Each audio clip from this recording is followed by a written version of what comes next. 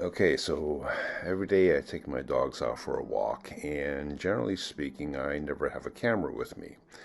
But I keep my eyes open in case I see something, then I can come back and make a photograph.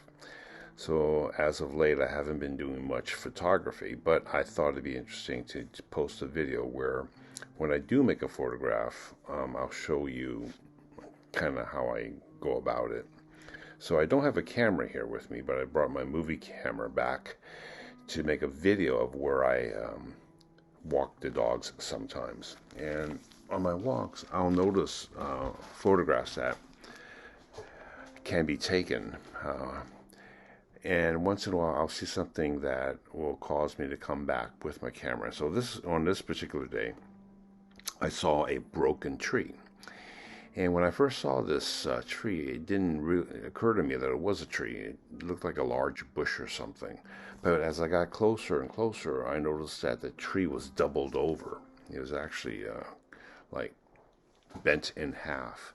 And so when I saw it, I had a feeling of how a tree might have lived its life. And I wanted to think about how I might be able to take a photograph of this tree and get the feeling of how a tree lived a successful life to its end. And this is the tree here coming up. As you can see, it's not obvious a tree. It's next to some well-grown trees. And so when I got closer and closer, I saw that it was doubled over. I thought I'll walk around it and see if I can get a good angle from which to photograph this tree. Now, I happened to come across this tree at about 4 in the afternoon, so the sun was pretty low. Half the tree's in sunlight, the other half's in shade. So I knew that if I came back, I'd have to shoot when the sun was higher, and it'd have to be an overcast day because I didn't want so much contrast. As a matter of fact, I didn't really want the photograph to look like the tree actually looked in this environment. I actually wanted a very moody shot, something dark and foreboding, maybe something almost scary. I don't know what else, how to put it, but I wanted it to have a different feeling, maybe even morbid, as the tree is doubled over. So you can see I walked around the tree and came across what I felt was the best angle. And I did take a number of pictures of different angles when I came back with my camera. I decided to come back on a foggy morning when the sun was high, and I brought two cameras, the 4x5 speed graphic, which I got from my father, and a Makina 126x7. I actually came back a third time with my Fuji 6x9, which is outfitted with a wide-angle lens, because I thought I might want to shoot some angles up close and not crop that broken tree. And when I walked around the tree, I wound up going pretty far back and putting it actually in against the larger trees where it didn't really stand out. The broken tree really does not stand out in this shot. And but I felt that if I made it heavy and darker, that it would have the feeling of a tree that lived its life out against other trees that were still growing strong. So that's what I decided to do, and I thought I'd post a video about how I saw this different than how it appeared to me. And so I'm going to bring out the actual prints I made. What you're seeing here are scans. These are scans of my negatives. And when you see the prints, I'll try to explain what I felt and how I approached the photograph that I wanted it to feel like, okay? Hi, everyone. Merry Christmas. Today is Christmas Day 2022, and I'm in the middle of making a photograph. And as I did a a video of the location where I went to make a photograph, and so that is before this part of the video. So now I'm in the garage where I do my framing and spotting and mounting, and I'm going to show you the actual films that I shot and processed and the contact proofs and how I've gotten to where I am thus far. I haven't made the final print yet. It'll be done probably next week before New Year's. I'm just going to make one print, and I'm going to preface this with a story about an old high school friend I recently, just a couple years ago, reconnected with. His name is Vimo. And Vimo and I went to Lowell High School together. And back then, I was already making photographs. I used to carry a camera with me all the time.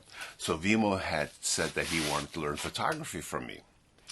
So I think I loaned him my father's Rolleiflex, and we went out photographing. I showed him how to use the light meter and how to adjust the f-stop and shutter speed in order to get the right amount of exposure. And I'm not sure we even went into the darkroom to print. I think by the time that one session was over, he already quit photography. But anyway, he got really good at other stuff. And I had lost contact with Vimo about, I would say, within 10 years of after high school. He came to my son's red egg and ginger party when Oliver was 3 months old. I had a party for him, and that was the last time I saw Vimo. And then I was teaching guitar at City College with Larry, and there was one great student. She was wonderful, and she was Indian. So I said, "Oh, I had an Indian friend in high school. His name is Vimo Patel." She goes, "Oh, my husband knows of Vimo Patel." And I said, Patel is like Smith, right? There's so many Patels, and I don't know how common Vimo is. But anyway, when I got home, I went through my archives and I found a picture I shot of Vimo with a Rolleiflex around his head, around his neck, and I scanned it and I emailed her. So this is my friend Vimo, and she wrote back saying, "That's him, that's him, that's my friend, my husband's friend." So then I said, "Well, I gotta have his email." So she sent me his email. But by the time I got back, I emailed Vimo. I guess her husband already sent a picture to Vimo saying, "Look what I found."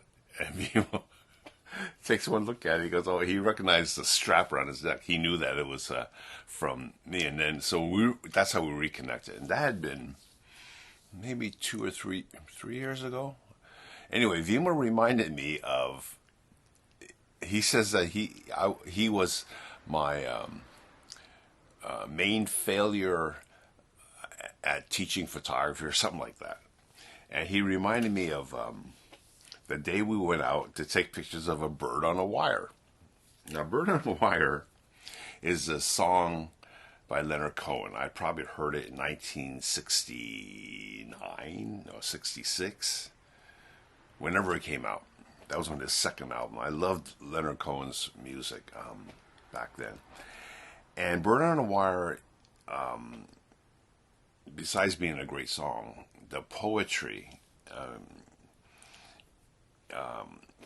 expresses the attempt at living a sincere life where you're trying to be yourself.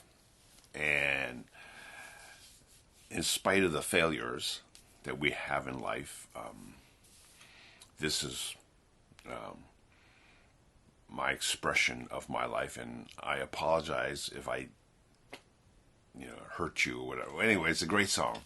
You can check it out. Leonard Cohen, Bird on the Wire, back in the 60s. And back then, I was into coupling photographs with words, with poetry. So that was the idea. We'll go out and look for pictures of a bird on a wire or that theme, and we didn't find anything. And I think after that day, Vimo quit right away. So we were talking about that when we reconnected. And I'm gonna have lunch with Vimo next Thursday. I think, yeah, it's just coming right before New Year's. It'd be great. So I'm gonna email this video to him after I post it on YouTube. Anyway, so I always go out every day, taking the dogs out for lunch. No, not lunch. I'm thinking Vimo with lunch. Taking them out for a walk. And I go to the Presidio in San Francisco. So I'll go to the Fort Funston, and I don't carry a camera with me anymore because it's too heavy. I'm too old to take pictures. But if I see something I want to photograph, then I'll think about it, and I'll go back with an actual camera and with a tripod and do the work involved in making a photograph. So I actually did that with this picture of what I call the broken tree. When I came across a tree, I didn't know it was a tree. It looked like a giant bush. As I got closer and closer, I realized it was and it became a symbol of having lived your life. Whether you lived it well or not well, that was your life, and now you're broken. So I walked around the tree. And I said, "Okay, I think I'll come back with the camera." And I decided to use a 4x5, but then I didn't want a wooden camera because a wooden camera requires the heavy tripod, and there's a whole bag and 4 lenses, and so I brought the Speed Graphic, which is a compressed 4x5 camera that compresses. It was my father's, so I brought that with a smaller tripod, and I also brought one 120 camera. So I have the films here, and I went on a foggy day, on a really overcast day, because I didn't want the contrast that I saw, what you'll see in the video. So the video actually is done after I made these negatives here. I thought, I should videotape me going on a photo excursion and let you guys see what I do. So I replicated what happened on a walk with the dogs, and I just brought this video camera and I showed you about the same time of day with no clouds in the sky what I saw and how I envisioned the photograph, which I am attempting to make next week now. Now, I did make an 8x10 on RC paper, which is how I work. If you've seen my previous videos, you know that I work with inexpensive paper to fine-tune the print, and I translate that data to the expensive paper when I make it big. So that's in a previous video that I share with you guys. But I'm at the stage now where I'm ready to go into the darkroom and make the final print. And I'm not going to make a whole bunch of these. But interestingly enough, thinking back about Vimo, after I decided to do this project, I did take a picture with my, I don't have an iPhone, I have a flip phone. So this does take pictures. So I took a picture of the tree, and I just quickly jotted down some text. I think I sent it to Vimo and a couple of friends, and it was like, and I was thinking about words, and what I came up with was, I used to stand tall, hollowed out by life. Now it's time to rest, or something like that. And one of my friends in Florida was really concerned because he hadn't heard from me. He thought that I was sick or something. So he emailed me. He texted me right away saying, "Are you okay?" He was afraid I was dying from cancer or something. But anyway, I assured him that I was okay. And of course, that friend in Florida doesn't know Vimo, so he doesn't know that I was into words and pictures 50 years ago. But anyway, that was the impetus behind this. So I was playing with these words, but it was kind of morbid. So I wanted the picture to feel that way too. It wasn't a happy, sunny day that I wanted to depict in this picture. So, like I explained in the introduction of this video, I wanted to go back when the sun was high so that it was well lit, and I wanted the sky dark, not bright. I wanted kind of moody, and so okay, having said all that, I'm going to show you the films now, okay? So I got this set up on a table here. Okay, so these are the 120 films. I think I shot two or three rows, two rows. First, I went with my 6x7 Makina, which shoots 6x7 negative. So you can see the size of the film. This is a contact lens. But then I wanted to get up closer and shoot wider. So I don't think I contacted those. Now that I think about it. Okay, so that's a 6x7 size film. But then I went back with my Fuji rangefinder, which shoots 6x9, and it has a wide angle lens. So I don't know if you can see this. Let's see. So these are 6x9, which is exactly the same proportion. I get this back in position so you can see this. As a 35 millimeter. So this is like a giant 35 millimeter, which I thought was kind of cool. So these cameras are old. I mean, I bought it many years ago. 40, at least 35 years ago. But I also went back with the speed graph. I knew I wanted to shoot the main shot with the speed graph. That's what this is. This is a contact from this thing. And if you know how I work, let's do this again so you can see this. You can see how dense this negative is. I wanted the detail down here. That was really important to me. So I had to way overexpose the sky. And I don't do pool processing because I don't like the local contrast. Can you see that? Yeah, you see that. And so this film is Super XX, which is really old because I like Super XX. So I get this right again. Yeah. And when Super XX, when Kodak announced that they were going to discontinue Super XX, I bought a whole bunch. Unfortunately, I didn't buy enough 4x5. I ran out of 4x5 years ago, and I bought 10 boxes of 8x10, expecting to do 8x10 with my 8x10 enlarger, but I don't have the room. I couldn't build a darkroom for my 8x10, so I'm stuck with 4x5. So now I cut down the 8x10 to 4x5 so I can continue to shoot. Now the film base plus fog has gone way up, so the contrast in the lower portions is not great. But I got it to work using the system that I outlined on my shortened procedure for the zone system. Anyway, so as you can see, this is how it came out. And this is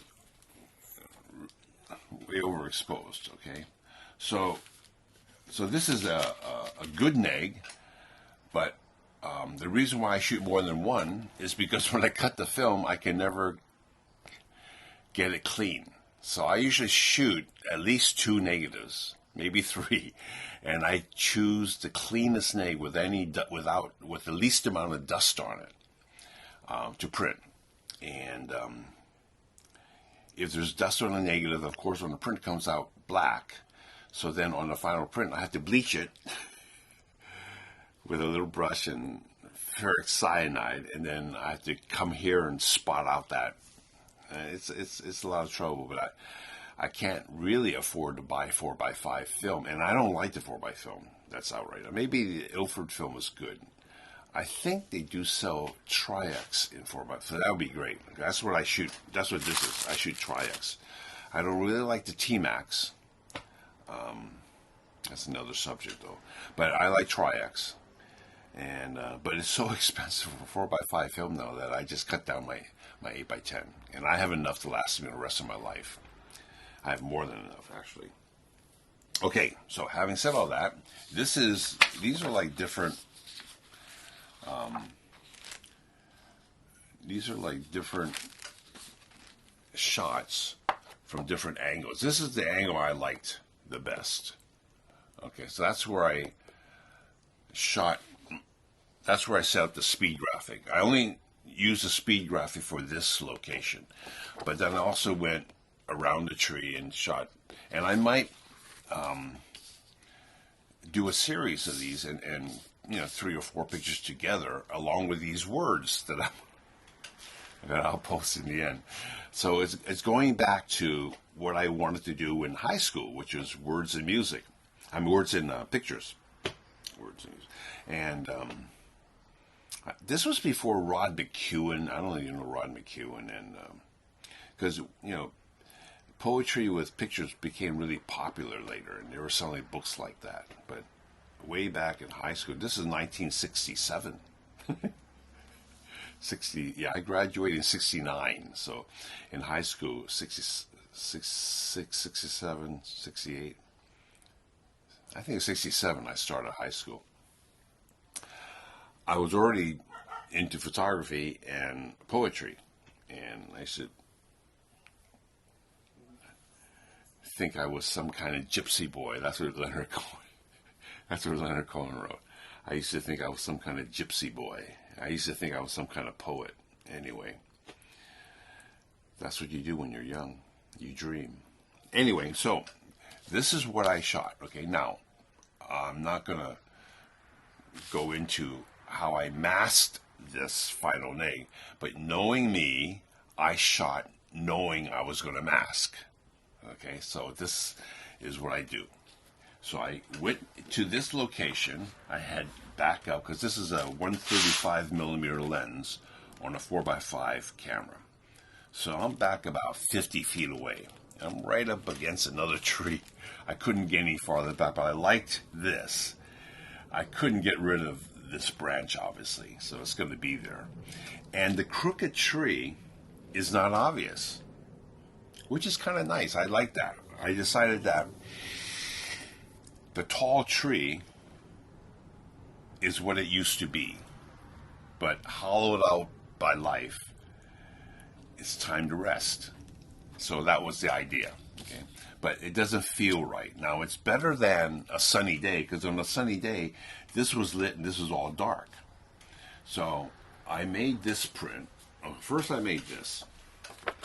So this is 70, 140, 210, 280, 350 seconds, okay? So this has 1, 2, 3, 4, 5 exposures. And I had to use 80 magenta, which is close to, this is like grade 3, okay? So you can see how the step, look, I mean,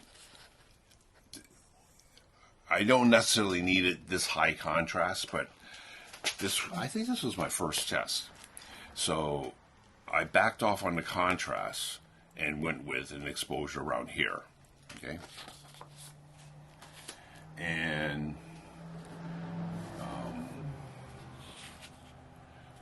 I made this. So this was, okay, still 80 magenta, 30 and 90 seconds. Okay. This was like this. I cut it apart, okay? So this got 30 seconds, and this got 90 seconds. And even at 90 seconds, okay, so I put a cardboard here. This part got 30 seconds. This part got 90 seconds. So even at 90 seconds, if I want this detail, I would have to make a mask that would allow me to use more than 90 seconds to get the sky out. So this is probably the heaviest mask I ever attempted to make, okay? So what I did was I used 30 seconds, and then I used my hand and I burned 200 seconds. So the sky got that dark. So obviously, but this is the feeling I wanted. instead of this. Okay, instead of this is kind of what I wanted. Now I knew that when I masked to get the dark in the sky, that this would get darker too, because you can't mask that much.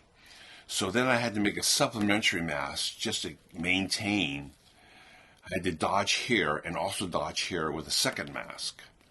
And then I would have to rely on my hands to burn 100% here, because I knew that I didn't really want to make a mask so heavy that, anyway, I knew that I could easily burn 100% without it being that noticeable. Another thing is, when I knock out the sky, I knew that these fine details would fringe. The mask is, if I was making an 8x10 mask on an 8x10 original negative, it would fit better. But because it's 4x5, the mask is not going to fit perfectly, and I knew that. So I figured, okay, if the mask has to bleed, I want it to bleed into the tree, not into the sky. Otherwise, I'll get a white halo around there. I didn't want the white halo. The darkened edge of the branches I could reduce by burning, because when I burn the sky in, it'll eliminate that huge difference. And so I had to think about how to mask this so that I can get detail here, mask this so I get some detail in the midtones and upper midtones, and how to knock out the sky and do a neutral density exposure all the dark, so the mask would completely lighten here and be clear here. So I'm not going to show you how I did it, because my other videos I do exactly the same thing. It's just that this time the masks were especially heavier. Okay, like I said, this is probably the most dramatic change in any mask I've ever done. But in my head, I thought, should work, should work. So, and I was surprised that it worked. Okay, now I will show you this. Okay, so that was what the neg was. So this is the final neg, and this is like an identical neg, but it's got the mask on it. I don't want to take it off because, like I said, I'm going to print this next week. But here's the mask. I saved all the films. So if you can see this, these are, and you can see my knockout. Okay, so I don't know if you can see this. I'm knocking out. Can you see this? This is down all the time. In order to make that, I had to make a series of these, and I had to opaque these areas so that. Anyway, that's a knockout. And then there's all this. As you can see, there's all these films I make in order to make the final mask. On top of this, so there's like first generation masks there. And then I made all these.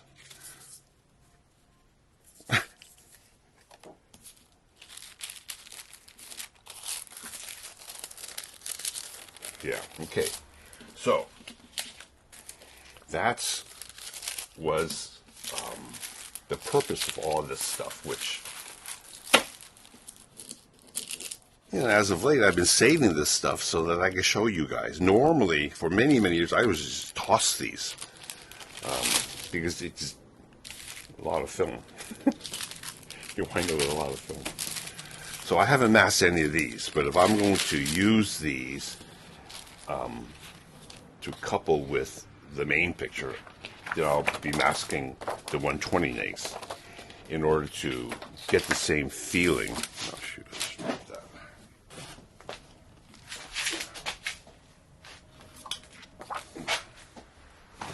So I got to keep this together. When I die, I don't know what my son and daughters are going to do with all this stuff. They're going to wonder, what is all this stuff? But anyway, I saved it just so that in case I want to make a video I have something to show you guys.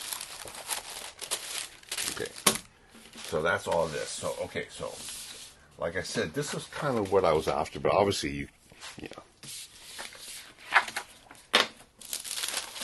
So here's the final 8x10.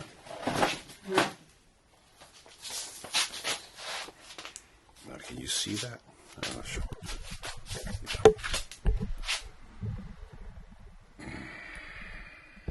I don't know. It doesn't really zoom in on it.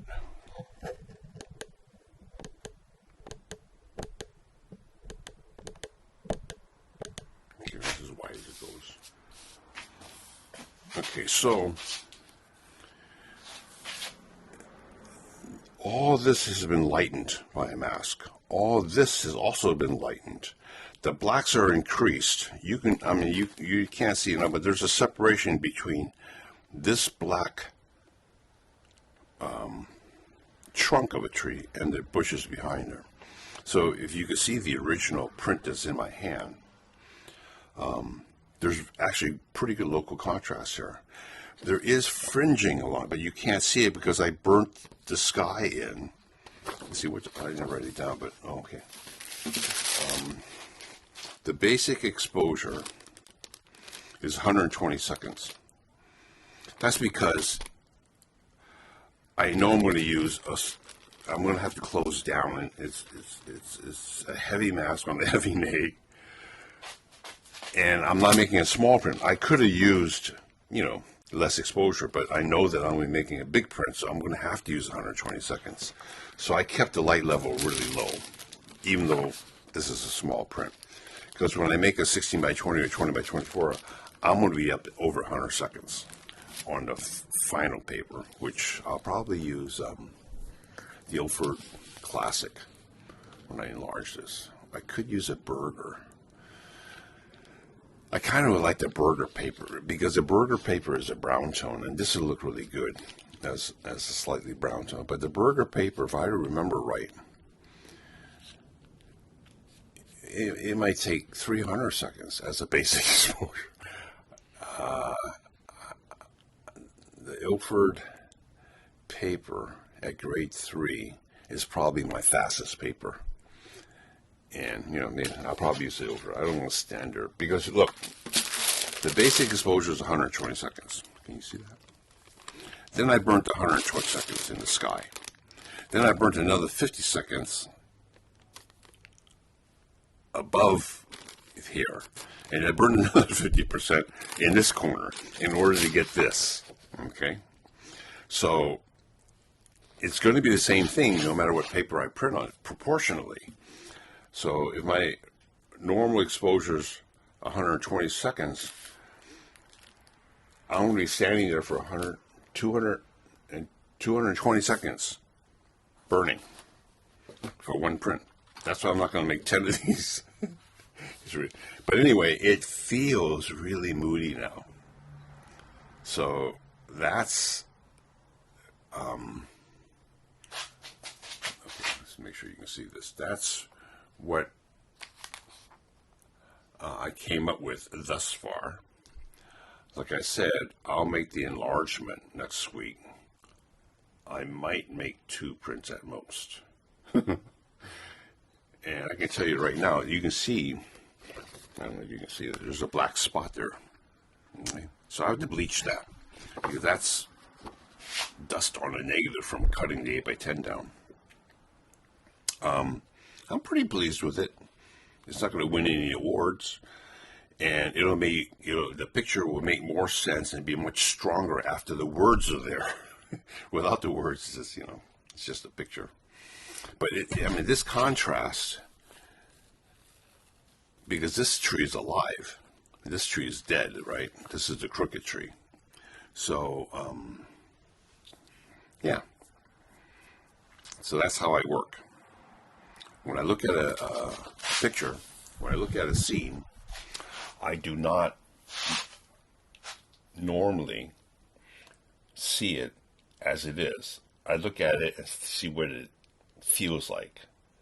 It's always that. It's always, if I don't get a feeling, I'm not going to go back with the camera and the tripod and shoot it, I get this feeling, and I kind of condense the feeling into why does it feel that way? Oh, it's because the tree lived a good life, and it gracefully has bent over, and it's accepting its fate. Now, how do I get that in the picture? And so this is what I came up with, okay? So, that's it. Again, okay, I gotta get back to this wide angle. There. Okay, so, Merry Christmas and a Happy New Year. The world's in turmoil. I sure hope by this time next year the war in Ukraine's over. And things in China are much better. It's just pains me to watch the news lately. But we all carry on. And I hope this is informative. It's something that I haven't done before in all the videos I've made. So I don't know when I'll post another one. But Merry Christmas and a Happy New Year.